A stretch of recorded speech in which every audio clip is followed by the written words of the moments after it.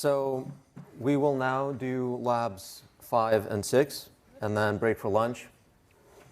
After that, we'll do testing and deployment, and then finish out the labs 7 and 8, where we actually get to deploy. So looking at the outline of the labs, we've formulated the problem of wanting to take a picture of some paragraph of text, how to structure the code base. We tested our code base just by training a single character predictor. Then we thought, well, we need to be able to detect whole lines of text, so let's build a synthetic data set. Let's introduce this CTC loss. We're now able to run in parallel. We store results to weights and biases. And when we ran some things overnight, maybe we'll check into that at the beginning of lab 7 and 8. And where we're at now is we want to train the model that actually detects lines. So train a model to detect line regions in images of paragraphs of text. So in the schematic, this is right here, the line detector. So the first thing we want to do is remember our IM dataset. And when Chris showed it to you, he showed that it has lines of text. In fact, it has whole pages of the original data capture. And we can look at the original data by going into our Jupyter Hub. And it would be in data. I guess the first thing we should do is open up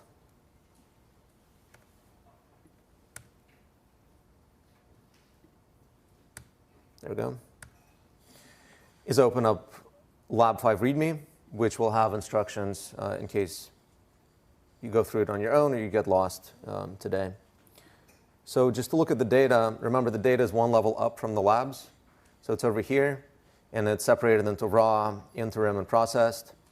So looking at the raw data, the IMDb is, we describe it here. There's 657 writers, 1,500 pages of scanned text. So that's the pages are what we're interested in now.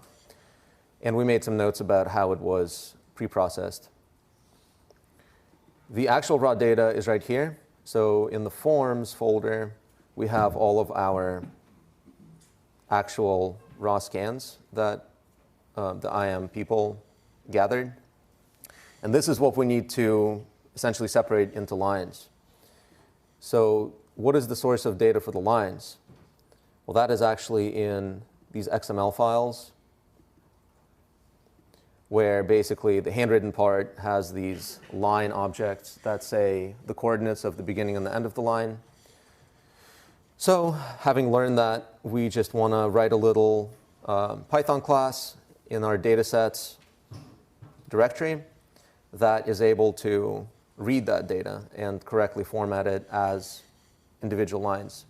So this is in the IM paragraphs dataset class. And paragraphs dataset class, I'll be kind of switching back and forth between the slides, which have everything I want to show, and actually showing it live. So the IM paragraphs dataset class, it simply loads the IM dataset. So yesterday someone asked what these cached property decorators mean. This is just kind of a nice thing where you can instantiate this class without actually necessarily loading all the data. The reason you may want to do it is because what this dataset class is responsible is for serving up the data, but also telling us about the shape of the data. So I want to be able to say, IM paragraphs dataset, instantiate that, and then just say how many classes are in it. So .num classes, and it's 3, and I don't want the data to actually be loaded in order to do that. So this cache property is nice because when I first call it, xtrain, at that point, it will call self-x. It'll load the, if I need to load the data, it'll load it then. Then the next time I call it, it'll actually be cached in as an attribute of this class. So that's a nice little trick.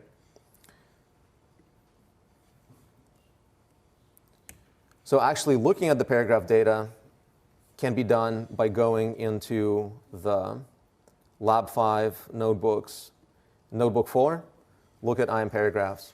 So by the way, this numbering of notebooks is very helpful. Oftentimes, you just end up with notebooks that are like testing this model, looking at this data, trying this, and you don't know what order you did them in, and you don't know what order it might be nice and educational to look through them in. So this numbering scheme is quite nice. So here we load the IM paragraphs data set. We load the data. So there's 12, 29, 300, adds up to 1,500 roughly, which is what's all the data that we have. And then over here is the actual data. So we have the little paragraph crop, and then we have the ground truth label for it. And the ground truth label here are alternating lines. So the lines are alternating color. And furthermore, I said that there's 3 classes in the data set. So what do you think the classes are? So the task we want to do here is recognize each line. Say it again? Yeah, exactly right. So it's, label 0 is the background. So that's everything that is not a line. But then you might think there should just be one label, which is what should be a line.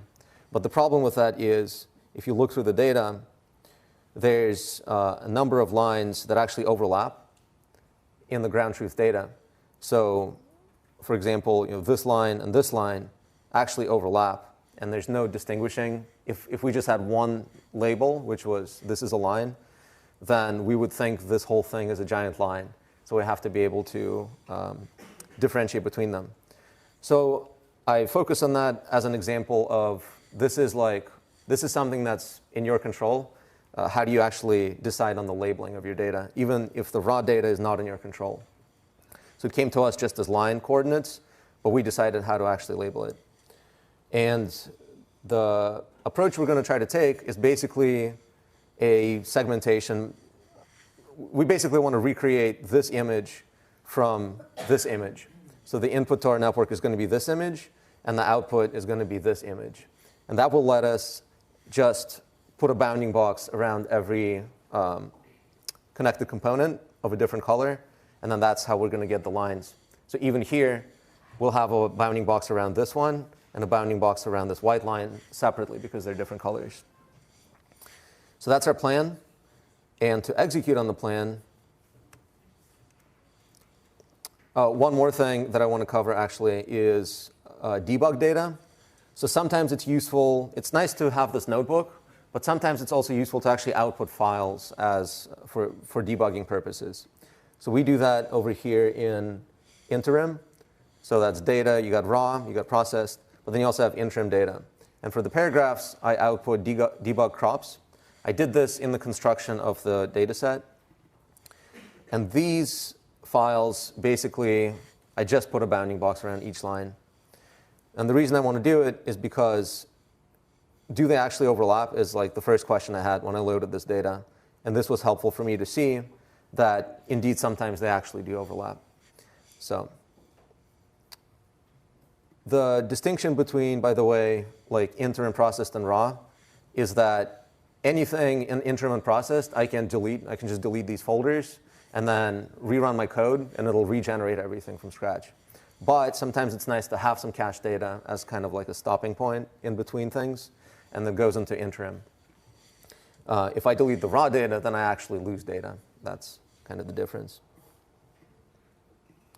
Of course, raw data is checked into version control, so I won't actually lose it. So, what's the question? Yeah, so there's a background label, which is black here. Then there's even lines and odd lines. And so the reason is because if I didn't have 2 different labels, then, for example, this region right here would be just one line, right? So it's actually 2 lines. But because of how the annotation was done, the annotation is not in our control. So because of the annotation was done such that this bounding box of this line overlaps with this bounding box of this line.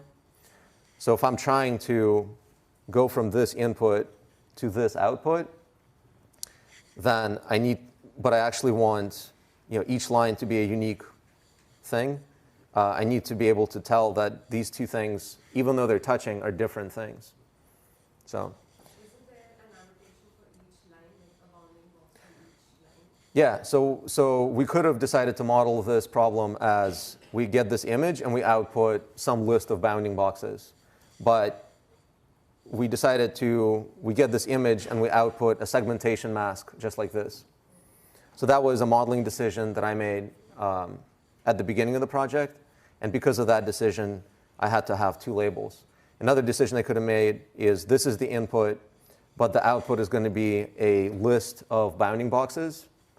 The problem with that might be, how many bounding boxes do I have to output? Is there a max number of bounding boxes that my network will be able to output? What should that max number be? Is it possible that there's like one piece of data that has 100 lines, but everything else only has 4 lines? And so I'll be outputting 100 things each time in my network, but I actually just need 4 most of the time. Versus this modeling choice, you go from this image of text to basically this image of line segmentations. That's always going to be a fixed size. It's always just translating this image into this image. So that's part of the reason why I thought it was a nicer model. So I don't want to dwell too much on that. The next thing we do is look at the actual LineDetector model. And particularly, we focus on the data augmentation of it. So the LineDetector model is going to take an image like this and output something like this. It's going to use something called fully convolutional network to do it. That's going to be in an upcoming slide. But I only have 1,300 of these examples in my training data set, which is not really that much. And so what's going to be crucial is actually augmenting the data, just like we discussed in the data lecture yesterday. Because of how our code is structured, we have a dataset class that basically takes a callback that's called augment sample. And so what I can, or rather augment batch. So if I provide a function called augment batch in my model class, then the dataset class will automatically use it to augment batches as it's training on them. And the augmentation that we want to do is basically, if we think about what we want to do, we may want to shear the image so that it kind of everything looks a little more slanted. Maybe we want to do some slight rotations, because when the user is going to be taking pictures, the camera might be a little rotated relative to the page. We want to add some noise. So we want to do all these things. We can look at how we can achieve it. So in the text recognizer model's LineDetector model, we import from TensorFlow Keras preprocessing image data generator. So this is the data augmentation for images class that Keras provides for us.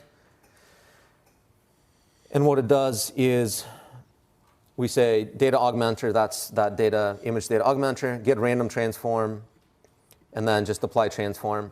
So this get random transform, there's some defaults that this thing is initialized with that are pretty good. So by default, it slightly rotates, it shears it a little bit, it changes the contrast.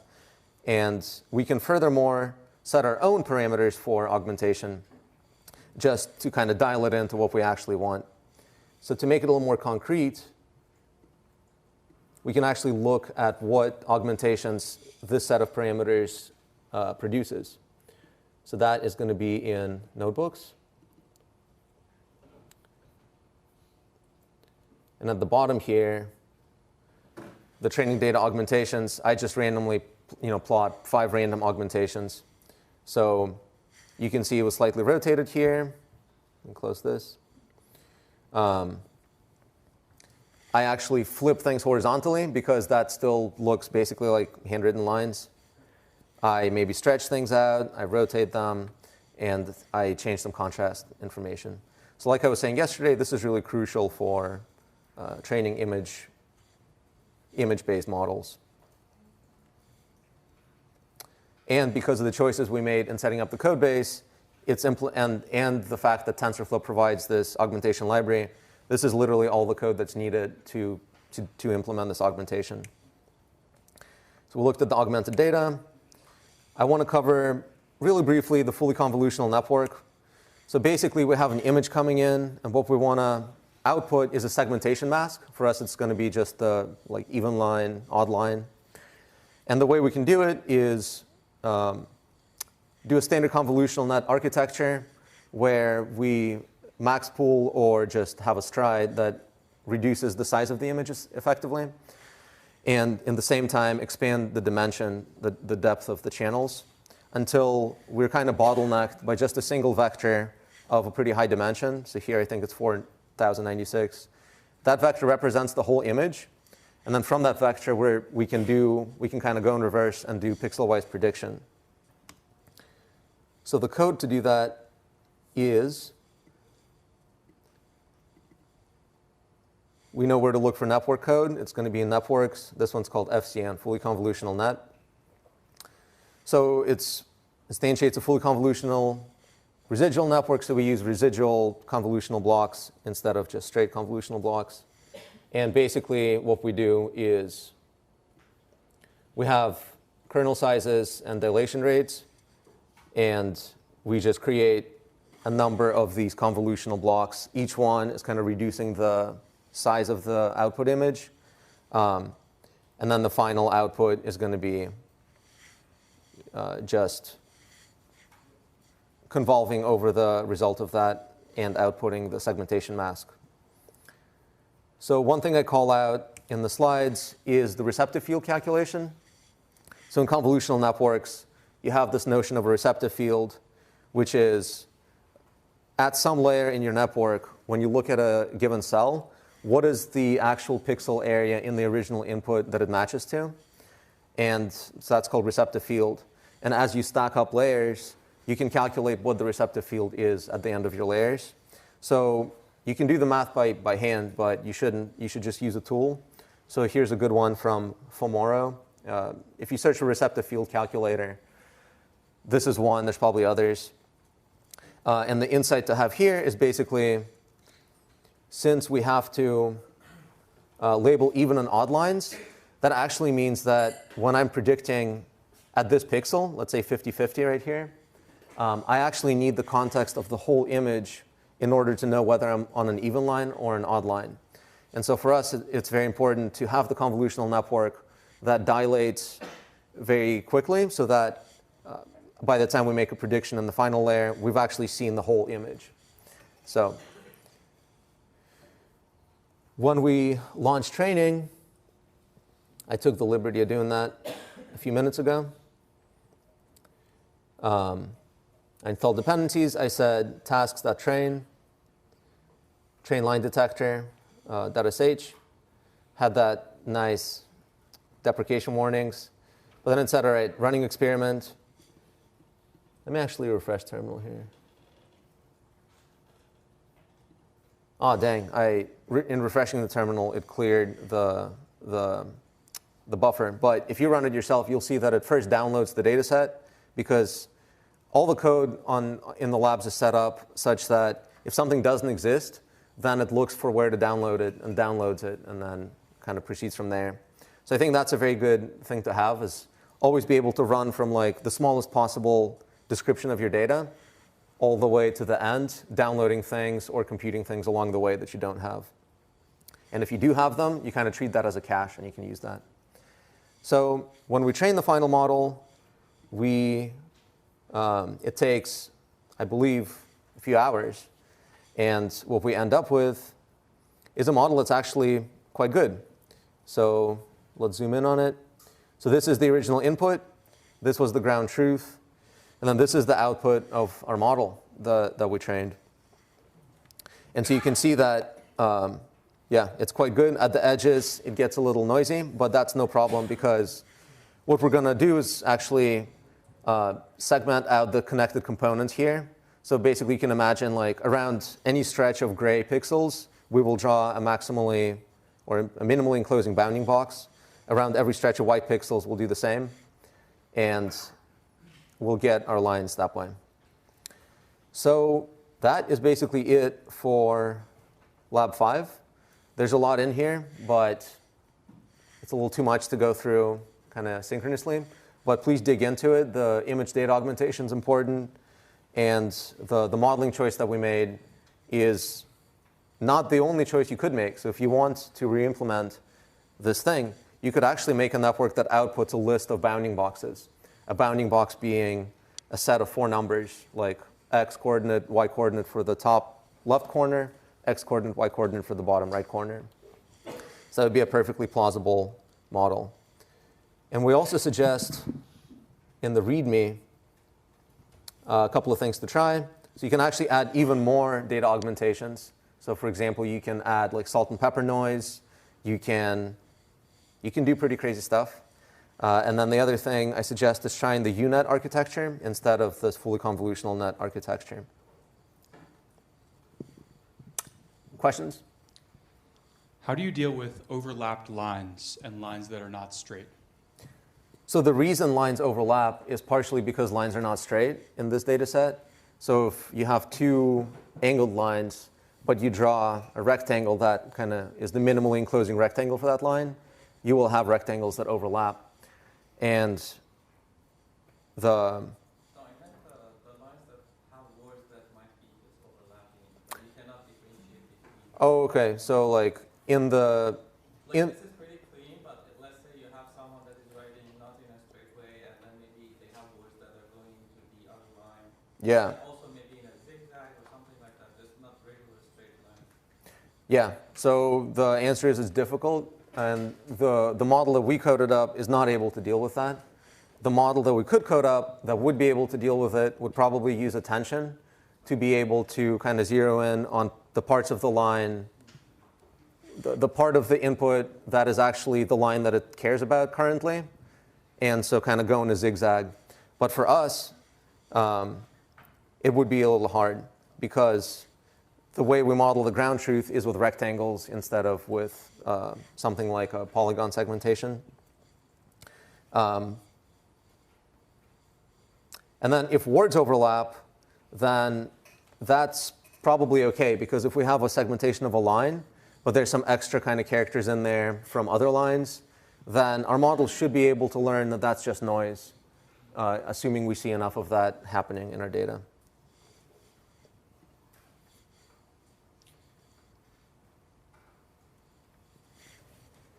Would moving to a state-of-the-art architecture like DeepLab v3 significantly improve the results, and have you experimented with it? I don't actually know what DeepLab v3 is, but you can certainly improve these results significantly. This is a starting point that we provide, but it's not state-of-the-art by any means. So I would expect something that is state-of-the-art to improve it.